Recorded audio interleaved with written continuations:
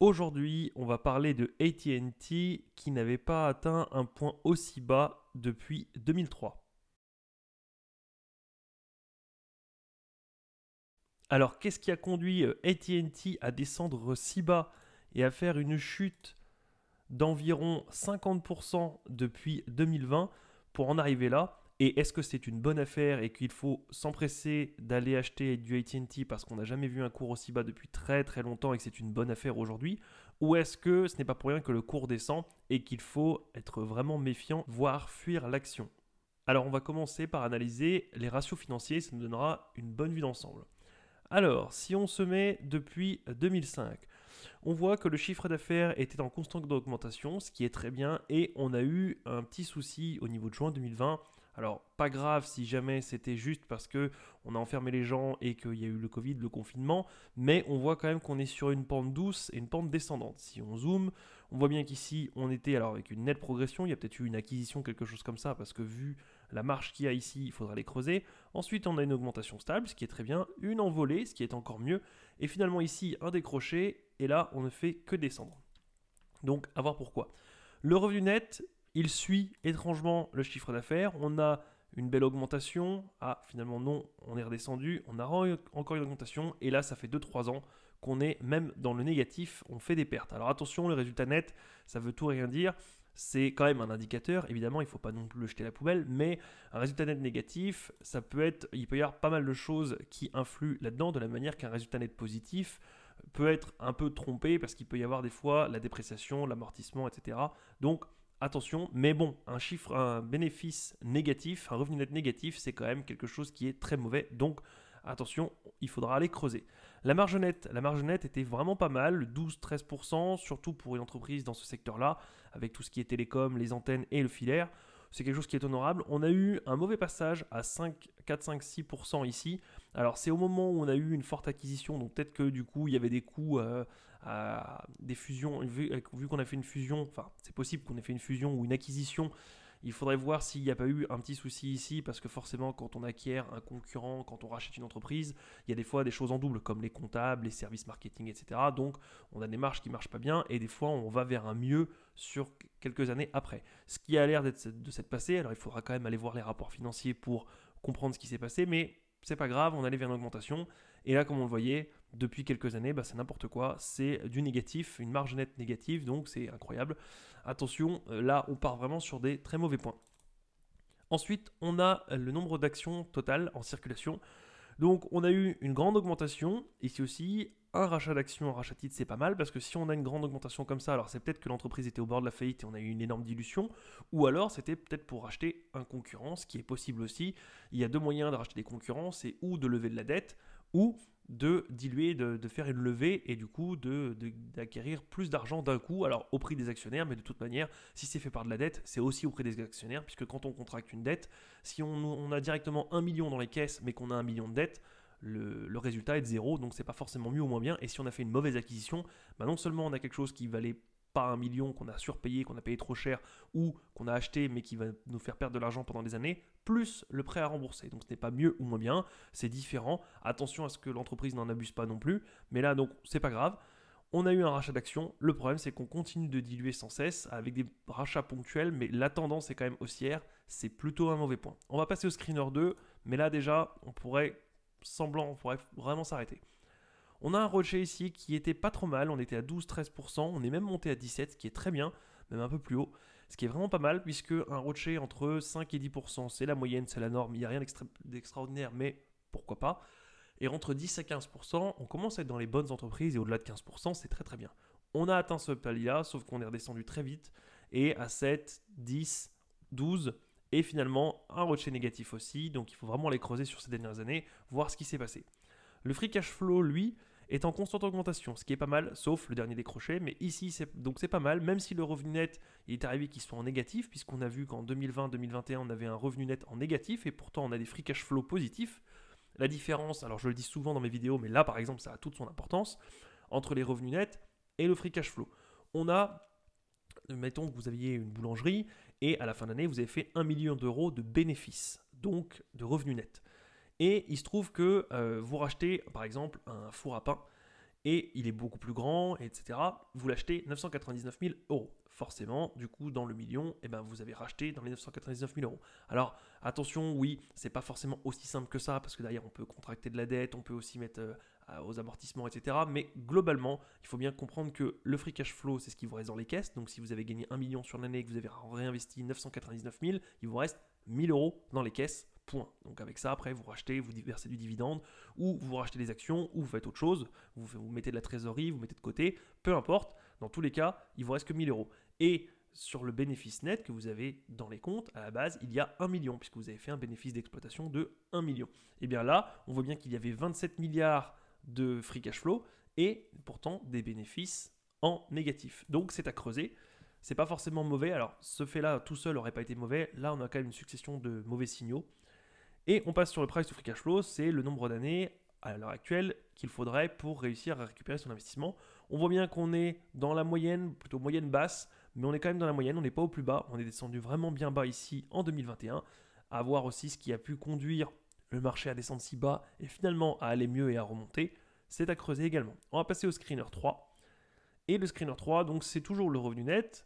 On a ici le PE ratio, dans le négatif, forcément, puisqu'avec un revenu net négatif, on arrive dans un PE, vu que c'est un ratio, on a forcément le price, donc lui qui est, enfin le prix qui est forcément positif, le prix de l'action, sur les earnings, donc négatif, donc forcément on a un ratio négatif. La dette qui ne cesse d'augmenter, alors dans les télécoms, c'est pas quelque chose qui est choquant. Il n'empêche que si on a donc des grosses augmentations de dette, c'est sûrement pour faire des acquisitions, alors ou pour payer des licences, puisque c'est possible. On l'a vu l'autre fois sur la vidéo de Verizon. Ces entreprises-là ont besoin de lâcher beaucoup d'argent pour acquérir des licences pour la 3G, pour la 4G, pour la 5G. Donc il est possible que ce soit ça. Il est possible que ce soit pour acquérir un concurrent. Mais là, du coup, avoir et une dilution et 2 fois de la dette, bon, c'est pas forcément génial. Ça montre que l'entreprise, elle sait plus trop où lever de l'argent, c'est pas tip top. Et surtout que derrière, on a une dette qui est quand même assez colossale pour la capitalisation, puisqu'on voit 154 milliards de dettes pour 100 milliards de capi. Alors c'est pas grave, puisqu'on l'a vu sur Verizon, ça veut tout et rien dire, attention. Mais là, le problème, c'est que déjà qu'il y a un point noir sur la dette, on attendrait au moins qu'il y ait des résultats nets positifs, en constante augmentation, avec une marge assez sympa. Ce n'est pas le cas.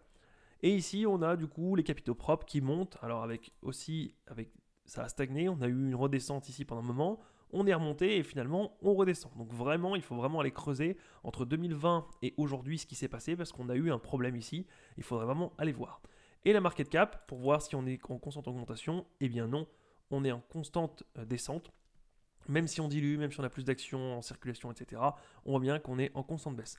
Donc attention, drapeau rouge, ça ne veut pas dire que l'entreprise est bonne à acheter, puisque les ratios, on peut tout et rien leur faire dire. Une entreprise en croissance crame énormément d'argent pendant des années avant de devenir rentable. Par exemple, Amazon, c'est ce qui s'est passé. Tout ce qu'ils gagnaient, ils le réinvestissaient. Dès qu'ils gagnaient 1 million, ils réinvestissaient 3. Dès qu'ils arrivaient à gagner encore de l'argent, ils réinvestissaient encore plus. Et du coup, on avait une dette colossale qui montait. On avait des marges qui étaient extrêmement faibles. Mais la stratégie d'Amazon, par exemple, était d'écraser ses concurrents. Donc, elle préférait s'endetter et baisser les prix et faire quasiment aucun bénéfice, quitte à écraser tout le monde. C'est une stratégie comme une autre. Donc, attention, ce n'est pas forcément acheter à la poubelle. Mais là, on n'est quand même pas en face d'une super société qui nous montre qu'elle gère depuis des années.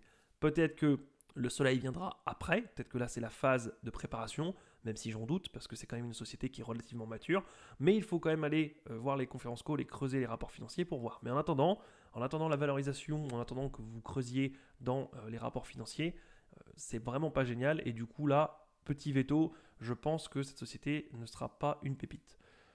On voit également sur la droite de régression qu'on stagne depuis un moment, on n'a pas une très forte pente, donc une très faible croissance, et on voit bien qu'on virevolte autour. Donc c'est vraiment pas génial comparé à d'autres entreprises, et on voit ici qu'on est dans un point extrêmement bas, à moins 2 écarts types, ce qui est extrêmement bas, ce qui veut dire que, probabilitairement parlant, on a vraiment beaucoup de chances de remonter, mais attention, comme d'habitude, ce n'est pas à prendre seul, c'est comme un PER. Un PER extrêmement bas ne veut pas dire que c'est une bonne affaire. Un PER de 2 n'est pas génial juste parce qu'en 2 années, on récupère notre argent. Ce n'est pas du tout ça. Un PER de 2 peut très bien être un abandon des investisseurs sur le titre qui s'enfuit en courant parce que les perspectives de gains futurs sont très mauvaises. Et du coup, aujourd'hui, Dans le cours, on a l'impression qu'avec ce qui s'est passé, avec les bénéfices passés, c'est une aubaine, alors que pas du tout, ça va être de pire en pire. C'est comme avoir un appartement dans un quartier qui à la base vaudrait 200 000 euros et aujourd'hui on vous propose 20 000. Ça peut être une très bonne affaire, mais un prix bas tout seul ne veut pas dire que c'est une opportunité géniale et qu'il faut la saisir sans réfléchir. Peut-être que l'appartement est à 20 000 euros parce que dégâts des eaux, parce qu'un locataire qui ne veut pas partir. Bref, il peut y avoir de nombreux problèmes qui font que voilà pourquoi l'appartement est sous-coté, bradé même, et que personne n'en veut malgré ce prix-là. Personne ne le veut et que vous allez être le pigeon qui l'achète. Donc attention, un prix ici très bas comparé à son historique peut être une très bonne opportunité, mais peut aussi être le début de la fin d'une entreprise. Donc c'est comme d'habitude, c'est un indicateur qu'il ne faut pas prendre seul, mais du coup on voit bien qu'on est à un prix quasiment jamais vu, enfin même jamais vu depuis 95. Donc il faut regarder, il faut faire une analyse, mais en parallèle là, pour l'instant, c'est pas très bon. Sans aller creuser les rapports financiers, si on regarde juste un petit peu pourquoi ce qui s'est passé, on a une explication ici, les actions AT&T chutent parce qu'elles ont eu un problème avec les câbles au plomb. Il y a eu un procès qui a été ouvert, alors c'est comme d'habitude, c'est mitigé. Oui, AT&T a installé des câbles en plomb et le plomb est nocif, il y a eu quelques remontées parce qu'il y a eu des gens, des contaminations potentielles, etc. L'accusation donc donne ce genre d'éléments. La défense forcément explique que oui, AT&T a posé des câbles en plomb, mais c'est pas parce qu'ils ont voulu empoisonner les gens, c'est parce qu'à l'époque, c'est comme ça qu'on faisait. En plus, c'est même pas AT&T qui les avait posés à l'époque, c'était le groupe international des États-Unis, je ne sais plus comment il s'appelle, qui avait le monopole entier. Et ce qu'il arrive souvent, c'est que l'État, quand une entreprise a le monopole, elle force la division pour éviter que tout soit dans les mains d'une seule entreprise et qu'elle puisse imposer sa loi. Et il ne faut pas qu'elle soit trop grosse non plus pour l'État. Donc souvent, c'est ce qui est arrivé pour les pétrolières, par exemple, avec Esso, tout ça. Aujourd'hui, ce sont plusieurs entités, mais à l'époque, il y avait un et unique gros groupe qu'on a imposé de diviser et qui aujourd'hui forme plusieurs petits groupes pétroliers. Eh bien, c'est exactement la même chose ici, donc c'est pas AT&T en particulier qui l'avait posé, mais il se trouve que la défense explique que les câbles en plomb étaient posés comme ça à l'époque parce que c'est comme ça qu'on faisait. Même si aujourd'hui on voit que c'est cancérigène, qu'il peut y avoir un empoisonnement, que c'est dangereux, oui, mais à l'époque c'était complètement légal et normal de faire ça. Donc à voir si le procès, il y aura d'énormes amendes et que ça plongera le titre. En attendant, la mauvaise nouvelle fait plonger le titre, mais ce n'est pas que, puisque comme on a vu dans les ratios, l'entreprise ne se portait pas déjà très bien depuis un petit moment. Donc ici c'est juste un coup de plus sur AT&T, même s'il n'est pas forcément fatal, puisque, comme on le disait, c'est ce qu'il faisait avant, ce qui était normal, et l'amende ne sera peut-être pas extrêmement conséquente sur l'entreprise, il n'empêche que c'est un coup de plus. On voit ici aussi une personne qui a fait une analyse donc sur Investing, et qui explique aussi que, alors, la chute à court terme est due à des soucis de long terme. Elle explique que c'est une société qui a fait des mauvaises acquisitions qui a laissé à son rival T-Mobile, il faut savoir que c'est les trois plus gros, c'est Verizon, AT&T et T-Mobile qui détiennent une grosse part de marché, enfin des grosses parts de marché. Et elle a fait des mauvaises acquisitions, donc qui a bénéficié à T-Mobile, mais parce qu'elle a fait l'acquisition de sociétés qui n'étaient pas dans sa nature propre, dans sa spécialité, des services de streaming. Alors qu'on était en plein essor de la télévision par satellite et qui était en déclin. Qui était des services de streaming, elle a acheté DirecTV, alors que le service de streaming qui était en plein essor, mais que la télévision par satellite était en activité en déclin. Donc, elle a fait des mauvaises acquisitions, en plus à un mauvais moment, donc ça, mauvais deal, parce que ça se voyait et ça se savait que du coup, acquérir ce genre d'entreprise, à cette époque-là, c'était une mauvaise chose. Donc on a déjà ça. Et le deuxième problème d'AT&T ici, qui, même avec des meilleurs chiffres d'abonnés, ne connaît pas une grande croissance. Le bénéfice ajouté par action, excluant des résultats de Time Warner pour la période précédente, a augmenté d'un penny par rapport à l'année précédente. L'EBITDA comparatif, bénéfice avant intérêt, impôts, etc., a augmenté de 1,7%. Donc c'est ce qu'on voyait aussi sur l'historique, sur la droite de régression.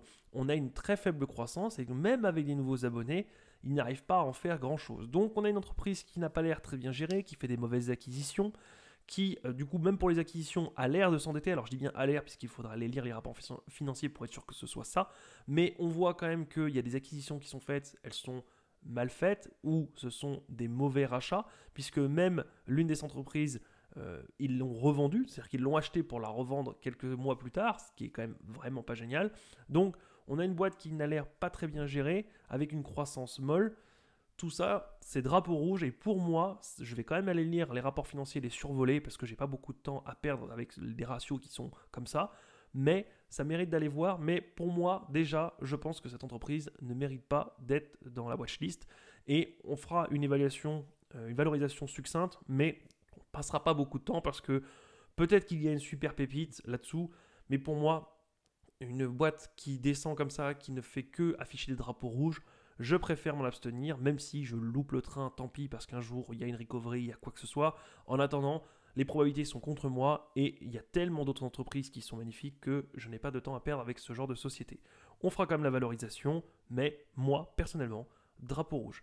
Dites-moi en commentaire, vous, ce que vous en pensez. Est-ce que pour vous, c'est une entreprise médiocre? Est-ce qu'il y a quelque chose qui cache ou que je n'ai pas vu, tout simplement, et qui expliquerait tout ça, avec une énorme acquisition, peu importe, un procès qui va se terminer, et donc le cours de l'entreprise va remonter? Dites-moi ça en commentaire, et moi je vous dis à la prochaine. Salut!